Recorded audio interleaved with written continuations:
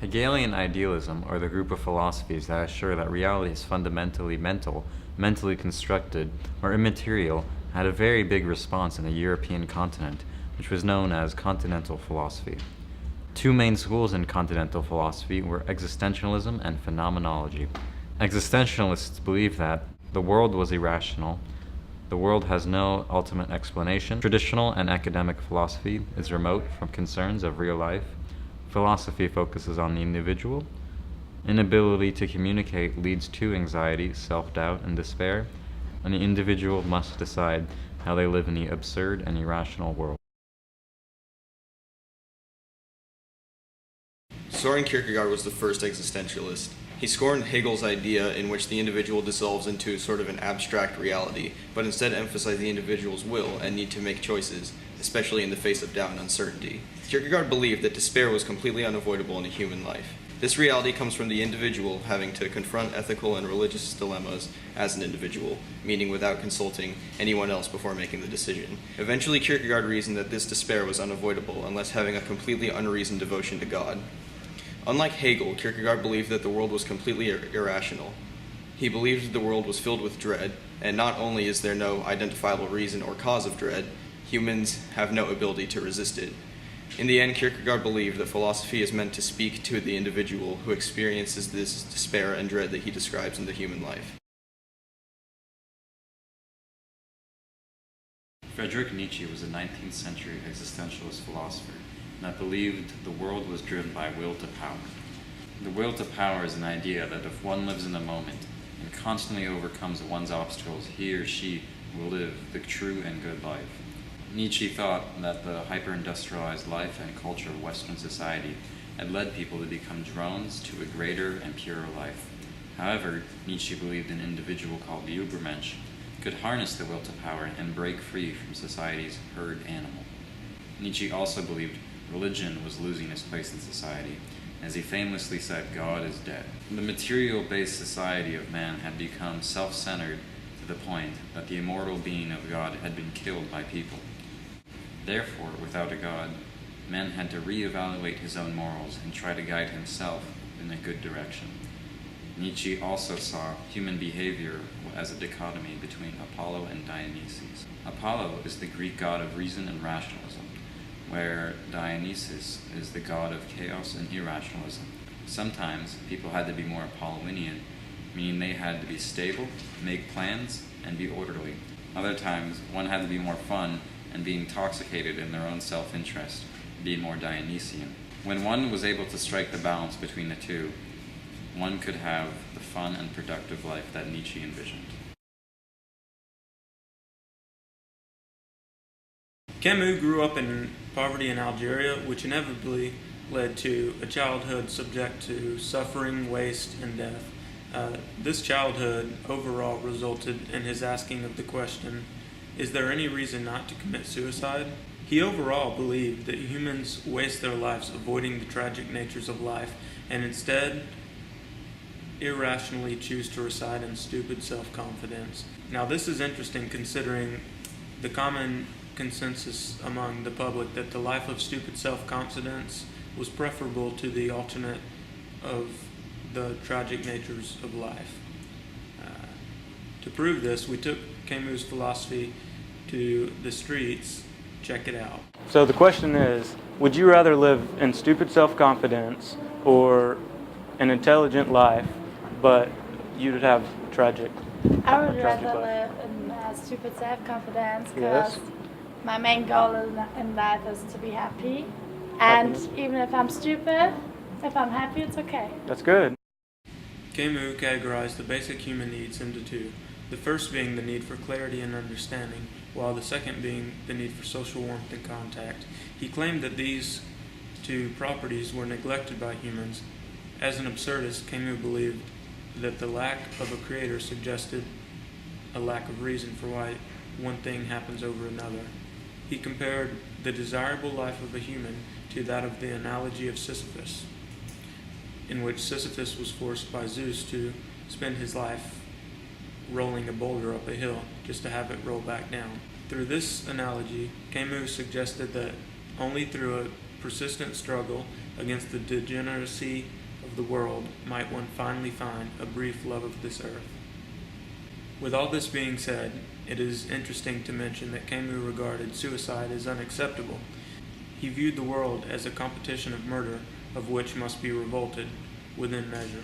By this he was referring to the prevention of the extent to which an animal becomes an even worse monster to kill another monster. In an absurd world, nothing is guaranteed, even Camus' principles.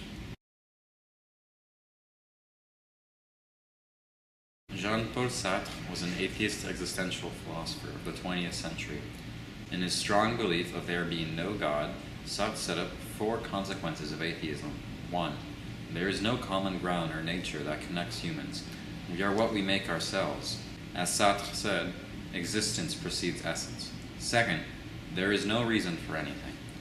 But since we are human and have consciousness, we have the power to change our futures and create value. 3rd, there is no such thing as divine determinism. Each individual is the ultimate decider of their own fate. In an ironic sense, we are condemned to be free. 4th, there are no objective values. All values are subjectively made by the individual. Sartre also believed that whenever we make a moral decision for ourselves, we make a moral decision for all of mankind. Moral responsibility is spread across everyone, and those who do not accept that responsibility experience anguish. That anguish might not necessarily be shown publicly, but it can take the form of an internal anguish that can result in anxiety, depression, and other such things. Sartre called those who live in that anguish living in bad faith. They lived in self-deception, hid their anxiety, and have not taken on the sort of group morality that he believed was necessary for a good life. Sartre believed that every human being should have a fundamental project. This project is when one would focus all their life energies on a single idea or purpose, and that sort of idea or purpose would give their life reason, helping other people, living in authenticity, and making a good impact upon others.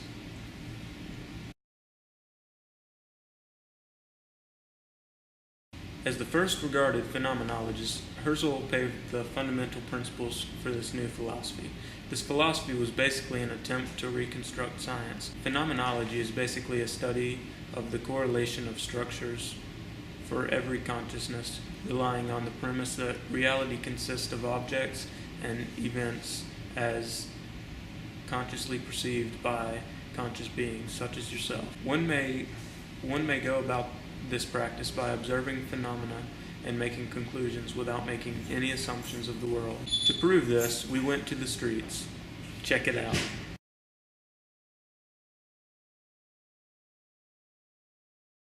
Another very prominent existentialist during the 20th century was Martin Heidegger, a member of the National Socialist Party, or Nazi Party during World War II. Similar to Husserl, Heidegger believed that we must study the world without making any assumptions, eventually grounding things in a deeper source of certainty. Unlike Husserl, however, this source was not phenomena, but being itself. Heidegger believed that the assumptions of humanity's absolute power caused cultural destruction and social dissolution. This assumption also reduced being to objects that are subject to human control through logic, which Heidegger believed to only be a means of controlling things after human design. Because of this, he believed that abandoning those assumptions would lead to the wisdom of being and a rebirth of both philosophy and Western civilization as a whole. Heidegger sought knowledge through a priori structures of the mind. However, he eventually began searching for knowledge and being directly. Another belief that Heidegger held was that a large part of life is to understand what we fear and do not understand. However, many of us are inauthentic because we do not try to extend our comprehension to understand, causing us to be sucked into what Heidegger called our own everydayness. He believes that this authenticity could be found only in facing one's mortality.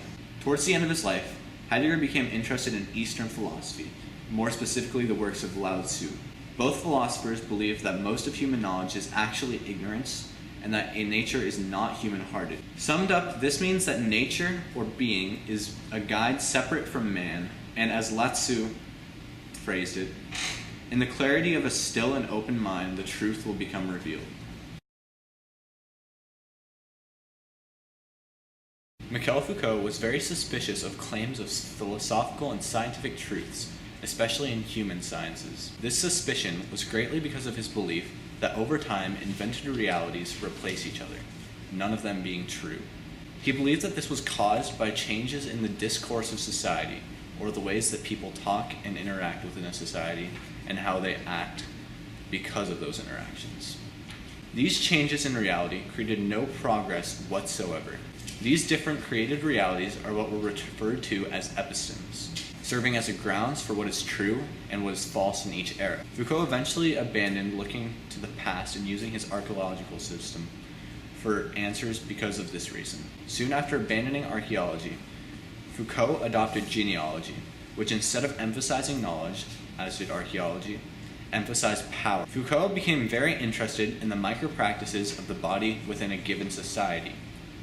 The ability to dominate others, for example, makes it possible to explain the development of laws against assault. The creation of laws, thereby, is able to reorder power relationships between the culprit and the jury. This study helps us better understand the practices that both express and affect the power of the body. Jack Dorito studied semiotics, or the study of signs, from advertisements to animal communication.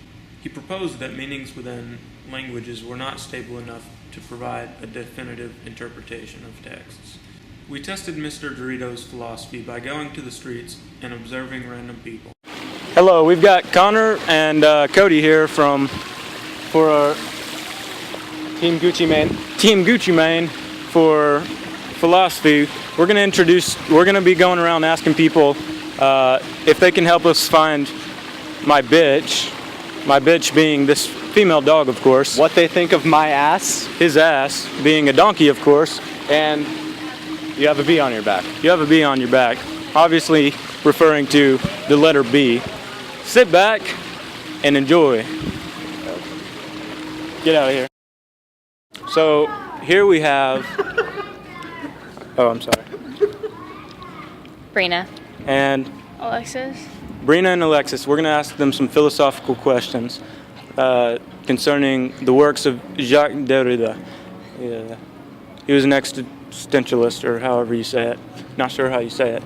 So the first question, actually the only question we have for you is, what do you think about this guy's ass? Would you be willing to answer that question? What do you think? That ass dough? You haven't seen the ass yet, but would you be willing, if we were to show you, would you be willing to commentate on your views? I don't want to look at his ass. But would you be willing, under the circumstances that you might have accidentally seen them? Trust us. This is for an IB philosophy class, guys. This is some serious stuff. I'm serious. You're standing uncomfortably close to me. I apologize. Would you be willing to give us... I feel very bullshitted right now. Yes. Yes, you would be willing. What about you? We've got one out of two, one out of two, going once, going twice. Sure. Yes. All right, come here. Let's show them your ass. What do you think about this kind man's ass? It's a nice ass. Could be bigger. Could be bigger. Nice ass. Any other commentation? What about you? What do you think? I like that It's ass. crooked. I like that Asymmetrical. ass. Yep.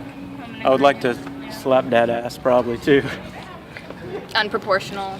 Would you be willing to slap that ass also? No. No? Too hairy for you? Too hairy for you also? Yes. Yes, too hairy? Yes. So she likes the smooth baby asses. Excuse me, sir. Can you help me out? I'm looking for my bitch. I can't find her. Will you help me find her? Listen, Find my friends, man. listen. If you see her, she's about this tall. Would you be willing to tell us what you think about this young man's ass? Turn around. Lift up the shirt. What do you think? Yeah, that's a good ass. It's a good ass, That's right? a good ass, yeah. Not bad. Yeah. An ass that's quiet, I like it. What do you think? Not bad, thanks. Not bad. Thank you. We appreciate it. Excuse me, sir. Could you help me out?